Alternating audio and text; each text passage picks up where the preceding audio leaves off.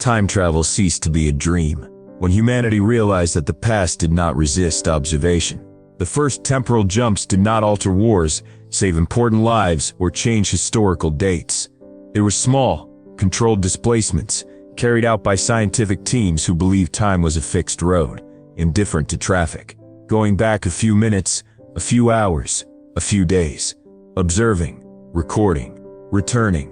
The return was always the true test. Project Amphora was created to ensure that every traveler returned to the exact same present from which they had departed. To achieve this, the present was mapped obsessively. Climate patterns, cosmic background noise, global data flows, microgravitational variations. Everything was recorded, cataloged, transformed into a unique temporal signature. On paper, failure was impossible. In practice, the error appeared too early to be ignored. The first travelers reported strange sensations upon returning. Nothing physical, nothing measurable, only a vague perception that something was out of place, a building that seemed taller than it should be, a traffic route, slightly different, a recent historical event that still existed, but felt as if it had occurred with a different weight. The reports were archived as psychological effects of temporal disorientation, until the data began to disagree. Analysts at Project Amphora noticed minimal discrepancies between records of the present before and after the journeys. They were not major changes. They were statistical deviations, altered probabilities, causal chains adjusted at nearly invisible points, as if the present had been rewritten with extreme care, avoiding obvious ruptures. Time was not breaking.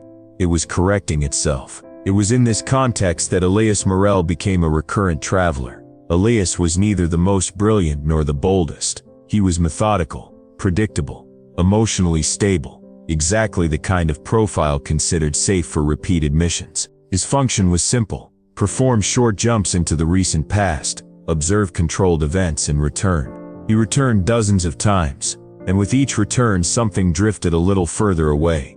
Elias began to notice patterns, even before the systems detected any critical anomalies. People he remembered clearly now had slightly different histories. Personal decisions made weeks earlier seemed to have been made by alternate versions of himself. Old photographs were still there, but they evoked memories that did not perfectly match what he felt he remembered.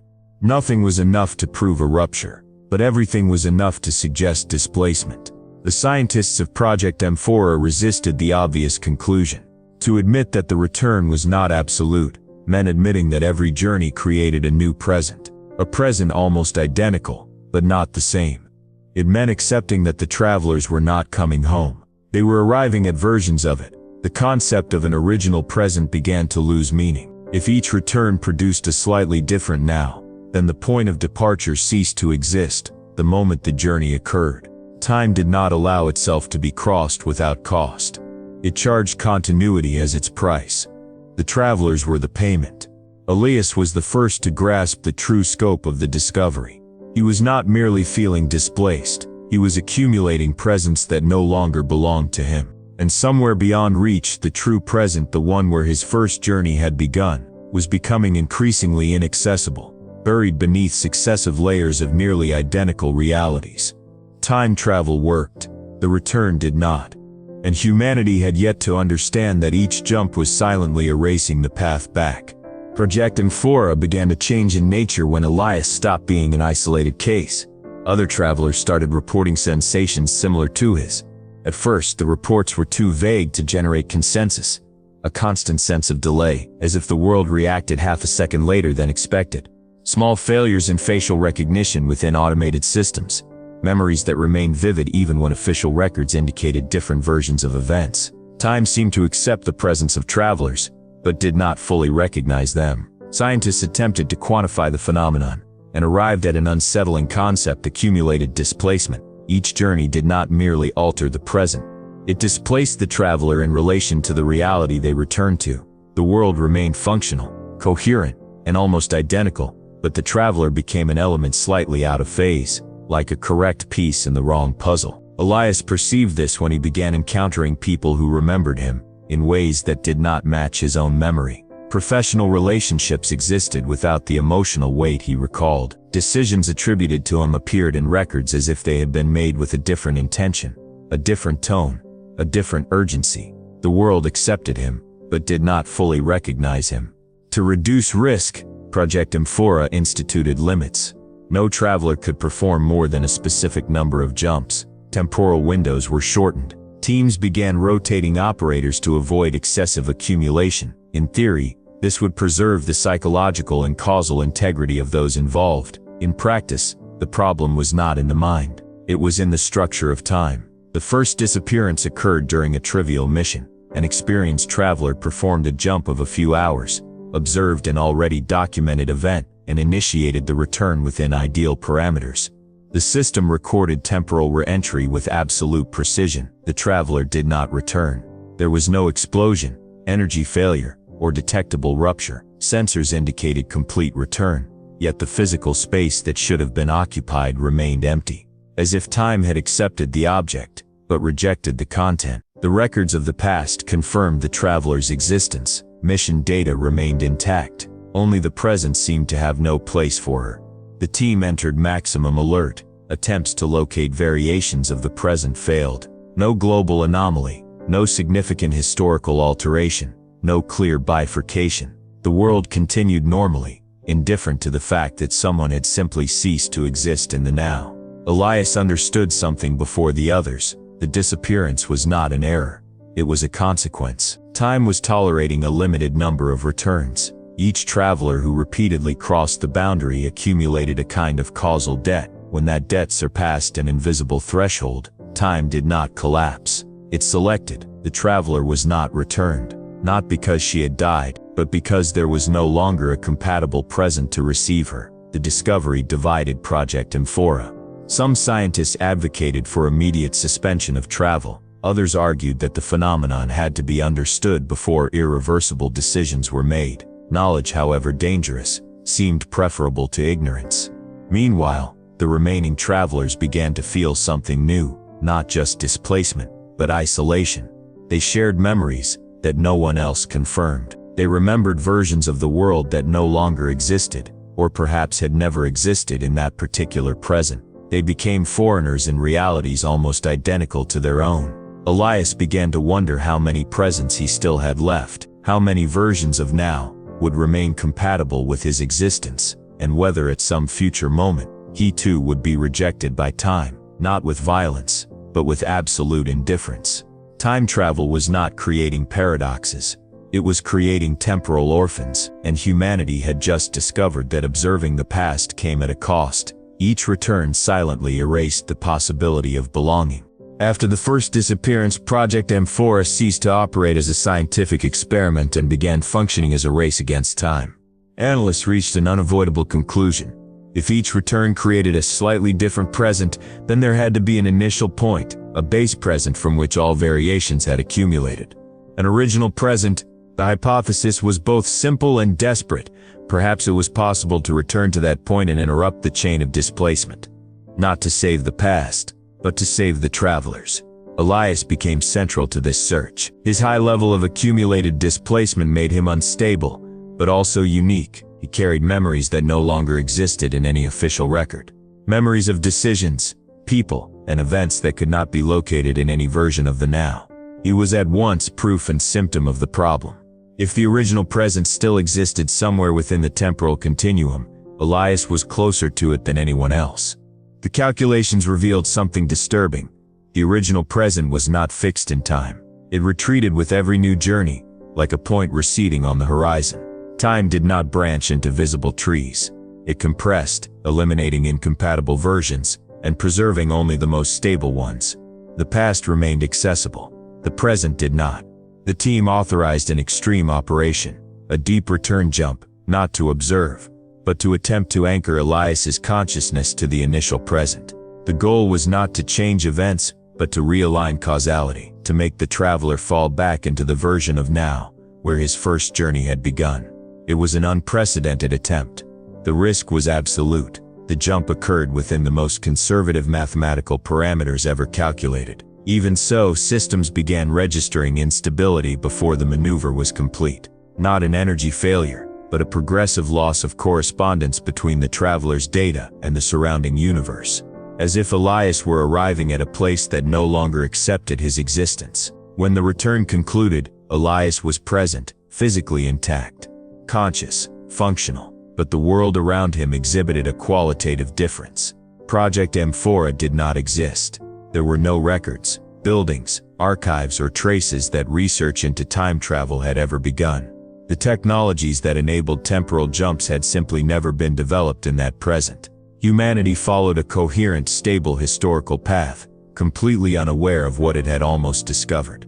Elias had returned, but not to the original present. He had fallen into a present prior to the creation of the problem itself. The realization was devastating. Time did not allow the error to be corrected. By attempting to return to the origin, the system had been rejected and redirected to an earlier, more stable version where the risk had never existed. Time did not want to be fixed. It wanted to be forgotten. Elias began to grasp the final pattern. Each attempt at correction did not bring the traveler closer to home. It pushed him further away toward presents increasingly incompatible with his own personal history. The original present was not lost in the past. It had been erased by the very act of trying to reach it. By insisting on observing time, humanity had created a system that defended itself through subtraction. Instead of destroying realities, it made them unreachable. Instead of killing travelers, it excluded them from the now. Elias was living proof that time possessed a mechanism of self-preservation. It allowed visits, but it did not tolerate insistence. With this understanding, it became clear that little remained to be done. Each new rescue attempt would condemn more travelers to the same fate. Time offered no violent punishment. It offered something worse, the total loss of belonging. Project Amphora was not failing. It was being deliberately ignored by the universe itself, and somewhere beyond any possible reach, the disappeared travelers were not dead. They were living in presence that no one else could ever reach. The discovery that time rejected correction destroyed the last illusion of control held by Project Amphora. The data from Elias's jump was too clear to deny. Time did not reward persistence. It offered no paths back. Each rescue attempt did not reduce the problem. It pushed those involved into increasingly incompatible realities. The error did not accumulate in the system. It accumulated in people. The project's leadership convened to assess what remained to be done. There was no longer any justification for further travel under the banner of science. The cost was no longer abstract. It had names, faces, and tangible absences. Each lost traveler left behind a present that continued functioning as if they had never existed. The world did not miss them. That realization was the cruelest of all. Final simulations indicated that even without new journeys, the accumulated displacement of the remaining travelers would persist. They would remain alive, but increasingly misaligned. Small incompatibilities would become constant. Relationships would grow artificial. The sense of belonging would continue to dissolve, even without additional jumps. Travel had only been the trigger. The exclusion was permanent. Faced with this, the decision taken was silent and final. Project Amphora would be shut down. No public announcement would be made. Records would be preserved only as sealed theoretical archives to prevent future replication. Humanity would move forward without practical knowledge of time travel. Not out of fear, but out of identity preservation. The remaining travelers were removed from critical functions, not as punishment, but as containment. The less they interfered with the course of the present, the lower the chances of deepening their displacement. They began living on the margins of their own civilization, integrated enough to exist, distant enough to avoid causing distortion. Elias observed this transition with painful clarity. He now understood that there was no longer any going home. Each present was only an approximation, some more comfortable, others more alien, all provisional.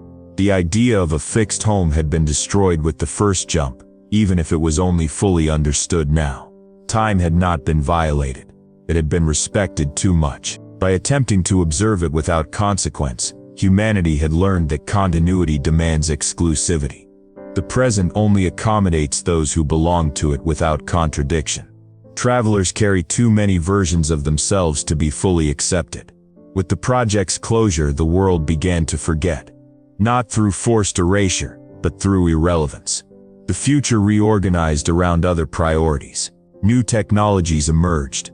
Old crises lost importance. Time moved on. as it always had.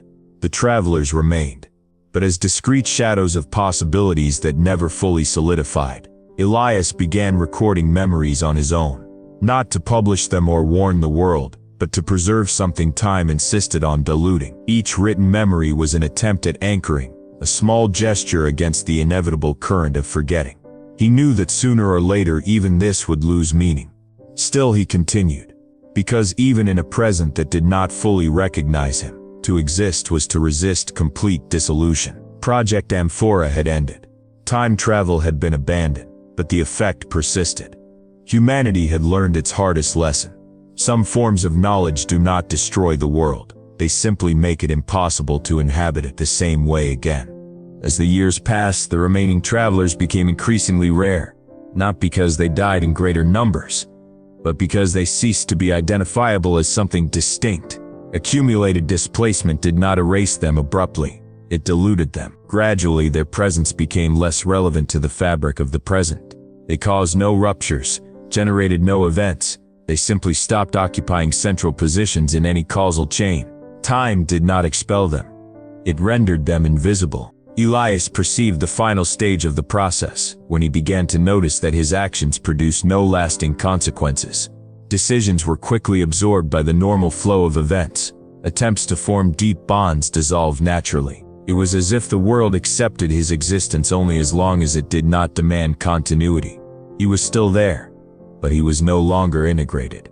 Official records, when they mentioned his name, became inconsistent. Dates shifted.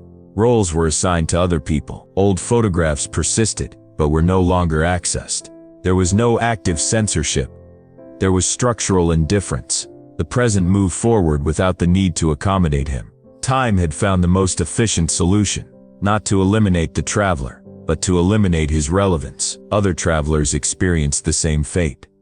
Some disappeared physically, absorbed into incompatible presence. Others remained, living long and silent lives, always on the margins of decisions, events, and collective memory. They became inhabitants of realities that did not openly reject them, but never fully recognized them either. Elias then understood the final rule. Time allows multiple pasts, it tolerates countless futures, but it demands exclusivity in the now. Those who carry too many versions of themselves cannot fully occupy a present. Humanity, without realizing it, had been spared a greater collapse.